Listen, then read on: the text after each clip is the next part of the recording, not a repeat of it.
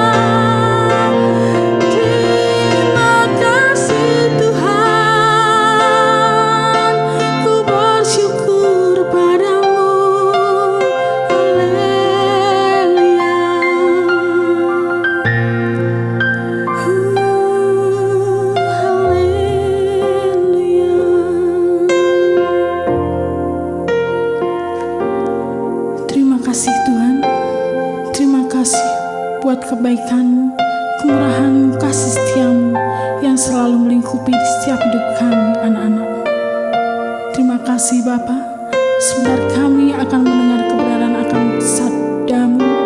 Kami yakin Tuhan, Kau sudah memberi telinga bagi setiap kami anak-anak-Mu untuk dapat mendengar kebenaran akan sabda-Mu. Engkau urapi hamba-Mu yang akan menyampaikan, dan biarlah hanya nama-Mu yang dimuliakan. Terima kasih Bapa di surga, kami sudah berdoa dan mengucap syukur. Haleluya. Amin. Shalom Bapak Ibu Saudara terkasih dalam Tuhan Yesus Kristus. Kembali berjumpa dengan saya di dalam doa pagi secara online. Puji nama Tuhan. Gereja kita punya tema khotbah di bulan April ini adalah restorasi hidup yang diubahkan oleh Tuhan. Nah, oleh sebab itu pada pagi hari ini kita akan belajar dari salah satu tokoh dalam Alkitab, seorang pemuda yang biasa-biasa saja, tetapi pada akhirnya hidupnya mengalami perubahan yang radikal karena perkataan firman Tuhan. Oleh sebab itu kita akan sama-sama buka kebenaran firman Tuhan di dalam kitab Hakim-Hakim pasal yang ke-6 ayat 11 sampai dengan ayat yang ke-16. Hakim-Hakim pasal 6 ayat 11 sampai dengan ayat yang ke-16 akan saya bacakan bagi Bapak Ibu Saudara. Kemudian datanglah malaikat Tuhan dan duduk di bawah pohon tarbantin di Ofra, kepunyaan Yoas orang Abiezer itu. Sedang Gideon anaknya mengirit gandum dalam tempat pemerasan anggur agar tersembunyi bagi orang Midian. Malaikat Tuhan menampakkan diri kepadanya dan berfirman kepadanya, demikian, Tuhan menyertai engkau ya pahlawan yang gagah berani. Jawab Gideon kepadanya, ah Tuanku, jika Tuhan menyertai kami, mengapa semuanya ini menimpa kami? Di manakah segala perbuatan-perbuatannya yang ajaib yang diceritakan oleh nenek moyang kami kepada kami ketika mereka berkata, bukankah Tuhan telah menuntun kita keluar dari Mesir? Tetapi sekarang Tuhan membuang kami dan menyerahkan kami ke dalam cengkraman orang Midian. Lalu berpalinglah Tuhan kepadanya dan berfirman, pergilah dengan kekuatanmu ini dan selamatkanlah orang Israel dari cengkraman orang Midian. Bukankah aku mengutus engkau? Tetapi jawabnya kepadanya, ah Tuhanku, dengan apakah akan kuselamatkan orang Israel? Ketahuilah kaumku adalah yang paling kecil di antara suku Manasya, dan aku pun seorang yang paling muda di antara kaum keluargaku. Berfirmanlah Tuhan kepadanya, tetapi akulah yang akan menyertai engkau, sebab itu engkau akan memukul kalah orang Midian itu sampai habis. Demikian firman Tuhan. Nah saudara terkasih dalam Tuhan Yesus Kristus, di dalam perikop ini dikisahkan, pada waktu itu Gideon sedang mengirit gandum di tempat pemerasan anggur. Ya, tiba-tiba apa yang terjadi? Tuhan datang dan berkata kepada Gideon, hai Gideon, engkau pahlawan Allah yang gagah berani. Ketika Gideon mendengarkan Tuhan berfirman kepadanya bahwa dia adalah seorang pahlawan yang gagah berani, dia bingung. Kita lihat dulu siapakah Gideon. Jadi pada waktu itu Gideon sedang mengirit gandum dalam tempat pemerasan anggur agar tersembunyi bagi orang Midian.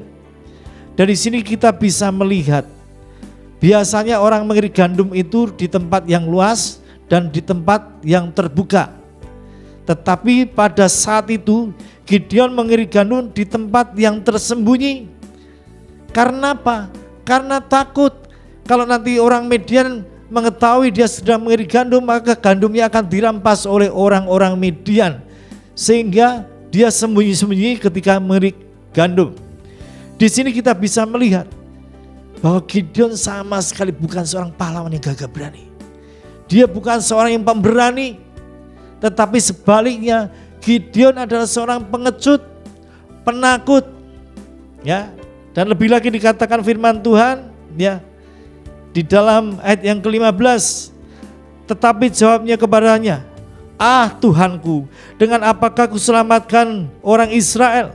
Ketahuilah kaumku adalah yang paling kecil di antara suku Manasya, dan aku pun seorang yang paling muda di antara kaum keluargaku. Dari ayat ini kita bisa menarik sebuah kesimpulan bahwa Gideon ini adalah seorang yang tidak punya self confidence, tidak punya rasa percaya diri. Dia katakan, sukuku adalah suku yang paling kecil, dan di antara kaum keluargaku akulah yang paling muda.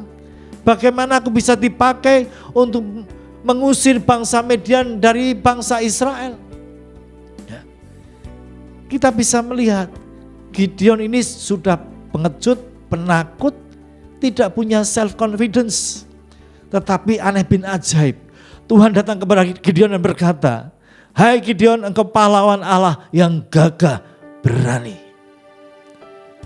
Bapak Ibu Saudara terkasih dalam Tuhan Yesus, yang bisa kita pelajari dari perikop ini, bahwa mari kita hidup dari perkataan Tuhan.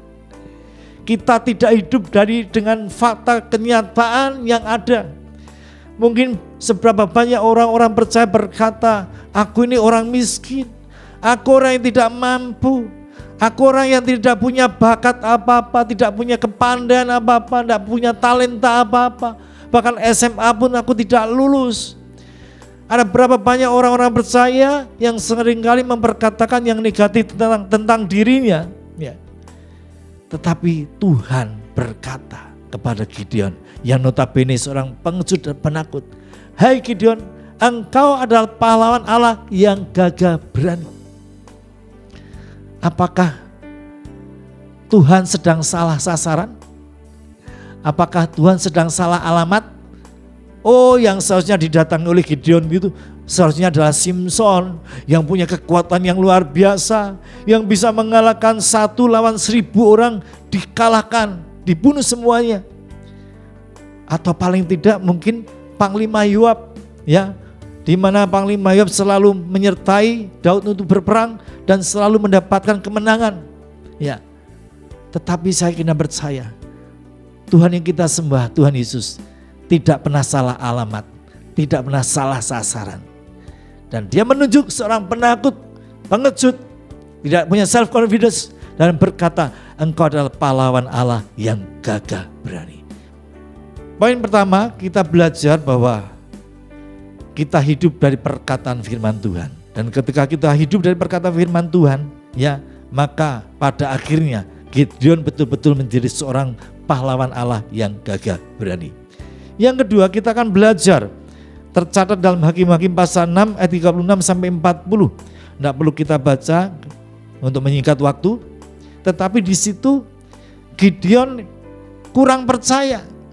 Dia ragu-ragu sekalipun Tuhan telah datang dan menunjuk dia sebagai seorang pahlawan Allah dan meminta dia memimpin bangsa Israel untuk mengusir bangsa Midian. Gideon masih bimbang dan dia minta tanda kepada Tuhan. Ya, tandanya adalah dia membentangkan guntingan bulu domba di luar kemah dan dia minta kepada Tuhan, kalau Tuhan betul-betul mengutus dia, biarkan di atas guntingan bulu domba itu ada embun, sedangkan sekeliling tanah ataupun rumput di sekelilingnya kering, tidak ada embun sama sekali. Dan ketika keesokan harinya bangun pagi-pagi dan dilihat, ternyata betul terjadi seperti apa yang dikatakan oleh Gideon, apa yang diminta oleh Gideon. Guntingan bulu domba itu penuh dengan embun, sementara rumput dan tanah sekelilingnya itu kering sama sekali. Tuhan memberikan sebuah tanda peneguhan kepada Gideon. Dan belum cukup, Gideon meminta hal yang sebaliknya, ya. Dan itu pun juga digenapi oleh Tuhan. Saudara kita kasih dalam Tuhan Yesus Kristus, sebagai orang-orang Kristen, ya, orang-orang percaya, seringkali hidup kita diperhadapkan kepada sebuah pilihan. Pekerjaan mana yang harus kupilih? Ya, siapakah di antara para gadis itu yang merupakan jodohku? Ya. Seringkali kita diperhadapkan kepada banyak pilihan. Nah, kalau kita bimbang, kita ragu, kita bisa minta tanda kepada Tuhan. Saya mau bersaksi, ketika tahun 2002 Tuhan memanggil saya untuk memulai sebuah pengembalaan. Saya tidak langsung melakukan seperti apa yang dikatakan oleh Tuhan. Ya, Saya berdoa selama 3 tahun. Saya ingin membuktikan apakah ini betul-betul firman Tuhan yang berkata kepada saya, atau jangan-jangan ini suara hati saya sendiri.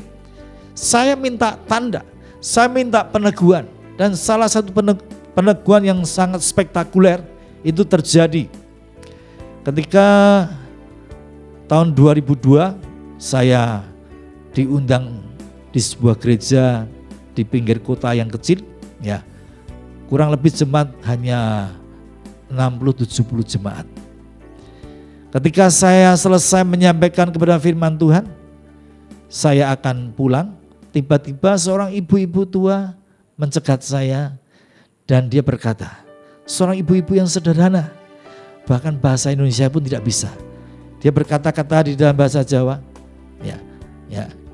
Singkat cerita dia bertanya, Pak Onggo, saya mendapatkan penglihatan dari Tuhan bahwa Pak Onggo ini sedang berdiri di sebuah gereja yang besar, ya. Tetapi Pak Onggo hanya berdiri di depan pintu gereja itu. Pak Onggo tidak masuk ke dalam gereja tersebut. Dan Tuhan minta Pak Onggo masuk ke dalam gereja tersebut. Ketika ibu ini berkata demikian, saya mendapatkan peneguhan. Saya tidak kenal dengan ibu ini sebelumnya, ya. Dan ibu ini tidak tahu pergumulan saya, ya. Tuhan memerintahkan saya untuk membuka sebuah pengembalaan dan diteguhkan dengan cara yang begitu ajaib, ya. Sebagai orang-orang percaya kita bisa minta tanda, ya, minta tanda peneguhan yang sulit, ya, sehingga saudara betul-betul mendapatkan tanda dari Tuhan, apa yang Tuhan kehendaki untuk engkau lakukan di dalam hidupmu, ya. Yang kedua. Yang ketiga, kita lihat dalam Hakim-Hakim pasal 7 ayat yang ke-16. Hakim-Hakim pasal 7 ayat ke-16, demikian bunyi firman Tuhan. Sesudah itu dibaginyalah ke-300 orang itu dalam 3 pasukan, dan ke tangan mereka semuanya diberikannya sangkakala dan buyung kosong dan suluh di dalam buyung itu. Nah, saudara perhatikan poin yang ketiga yang bisa kita pelajari dari kehidupan Gideon ketika mengusir bangsa Midian, ya. Tuhan memberikan 300 pasukan kepada Gideon untuk melawan puluhan ribu bahkan ratusan ribu tentara bangsa Midian. Dan senjata yang dipergunakan oleh Gideon dan kawan-kawannya itu adalah sangkakala, buyung, dan suluh. Sangkakala itu trompet, buyung adalah tempat minum, ya, dan suluh itu adalah obor, ya. Ini adalah proyek bunuh diri Bapak Ibu Saudara. Hanya dengan 300 pasukan, bukan membawa pedang, tombak, dan panah. 3 benda yang dibawa adalah sangkakala, buyung, dan obor.